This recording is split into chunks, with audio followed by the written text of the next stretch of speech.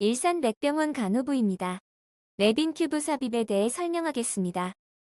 목차는 적응증, 준비물, 삽입 방법, 합병증 순으로 설명하도록 하겠습니다. 레빈큐브 삽입의 적응증은 다음과 같습니다. 위내 가스와 수분의 제거를 통한 감압, 위내용물의 검사물 채취, 위장관의 운동기능 진단, 연화 장애가 있어 약물, 음식물 공급이 어려울 때 직접 약을 투여하거나 영양 공급을 하기 위해 폐쇄나 출혈 부위 치료나 내시경 전 시야 확보, 위내용물 제거하거나 세척하기 위해 장으로 공기를 주입하여 장 점막의 허탈을 방지, 장 중첩증을 예방하기 위해서입니다. 준비 물품을 살펴보겠습니다. 사이즈에 맞는 레빈큐브 청진기, 수용성 윤활제, 50cc 세정용 주사기, 고정 반창고, 멸균 장갑을 준비하고 필요시 배액백을 준비합니다. 삽입 과정을 용이하도록 하기 위해서는 환자 자세가 중요합니다. 이상적인 자세는 똑바로 앉아서 턱을 당기며 살짝 고개를 숙인 자세입니다. 이때 목은 같이 숙이지 않고 고개만 숙이도록 합니다. 일으켜 앉을 수 없는 중환자는 누워서 머리에 베개를 2개 정도 받치는 자세가 가장 잘 들어갑니다. 환자가 의식이 있는 경우에는 비위관 삽입에 대해 설명하고 협조를 구하는 것이 좋습니다. 손위생 후 장갑을 착용합니다. 그리고 레빈큐브를 삽입할 길이를 측정합니다. 길이는 코끝에서 귓볼까지 그리고 흉골 검상 돌기까지의 길이를 측정하고 이 길이에 15cm 길이를 넣습니다. 그 다음 어느 콧구멍으로 넣을지 결정합니다. 숨이 잘 쉬어지는 콧구멍으로 넣는 것이 원칙으로 한쪽씩 막아보면서 숨이 잘 쉬어지는 쪽을 찾습니다. 레빈큐브를 교환하는 경우 반대쪽 코에 삽입하는 것이 좋습니다. 계속 한쪽으로 하면 코에 자극이 심하여 욕창이 생기기도 합니다. 이제 삽입을 시작하겠습니다. 레빈큐브에 젤을 충분히 듬뿍 바르도록 합니다. 콧구멍을 통해 얼굴과 90도로 집어서 넣습니다. 입구에서 잘 안 들어가는 경우에는 합의갑기에 걸린 것으로 좀 힘있게 넣어보고 안 되면 반대쪽 코에 삽입하도록 합니다. 무리하면 코피가 날 수 있으므로 조심하도록 합니다. 입구에서 잘 안 들어가는 경우 들창코를 만들어서 넣는 것이 가끔 도움이 되기도 합니다. 약 20cm 들어가면 기관, 식도 분기점입니다.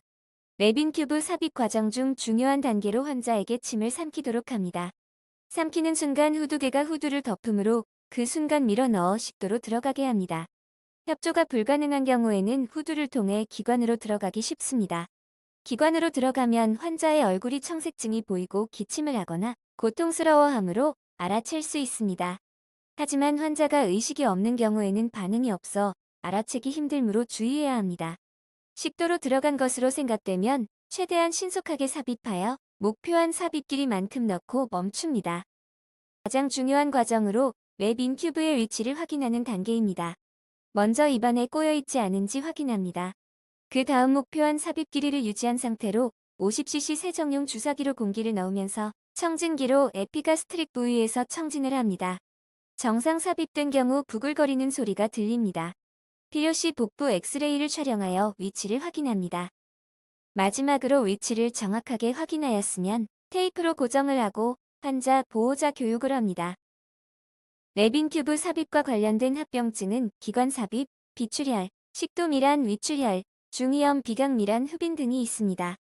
너무 잘 안 들어가는 경우를 살펴보도록 하겠습니다. 너무 잘 안 들어가는 경우에는 환자 자세를 바꿔보고 레빈큐브를 냉동고에 넣었다가 시도할 수도 있습니다.